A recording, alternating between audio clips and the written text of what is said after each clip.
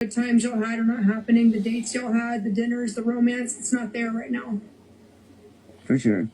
It is hard. It's very hard to be the person that has to be there when no one is there for you. But this is a soul contract, and you have angelic energy because you've always been there for people, even since you were born.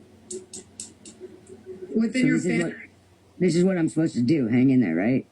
Yes. Okay. Unfortunately, I have to tell you the truth. If you leave this situation too early, you will be back with another person and you'll end up with another man and he'll get sick and you'll have to do the same thing for the next one. You've got to stay with this. Of course, you can choose not to. I can't say you've got to. I'm saying, let me put it, they told me to word this differently. If you choose to be there for him spiritually, you're going to gain a lot of spiritual treasure.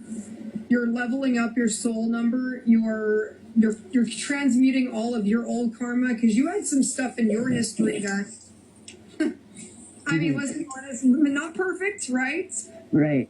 Maybe didn't make the best decision, didn't have the best temper, didn't always live the life of a saint. So being there for him now is like a way for you to transmute your own karma as well. So even though, yes, he's limited, he's kind of nasty, he's angry, he's bitter, he's not nice to you, it's better for you to stay in this. If not, you would have to go through another situation like this. Nobody's feeding you, you're not sleeping well, you're not even taking a long shower. You get out there to smoke and drink coffee. You got to take care of your body, sweetheart. Okay. Okay. Yeah, please. Just that's all I want to say. And I also want to commend you for being a caregiver. It sucks. It's not easy. You know, it is really, it's hard. Even when you love that person with all your heart, to be talked to in a certain way, or the tone of voice, or just the lack of appreciation or gratitude because they're going through it and they can't give it to you, it's still hard. Yeah. So I just, I was just worrying, that maybe that I'm not the best thing for him. Maybe I'm just, I'm making him angry. Honestly, it's a transmutation of energy.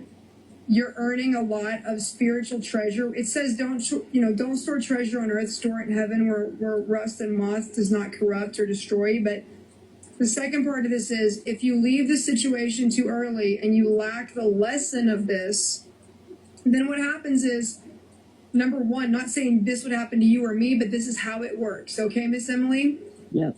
So if we were to leave the situations, which I'm not going to, but let's just say if we did that, then we would either be in a secondary situation where we would be taking care of another person who is sick and we'd be put right back in the same cycle, or transversely, we would be the sick ones and someone would leave us. Oh. Okay, I'm hanging in there then. No problem. The other side of this is that you could be the one that gets diagnosed with something and your partner decides it's too heavy and they're out. Right. So we don't want any of those circumstances. Right.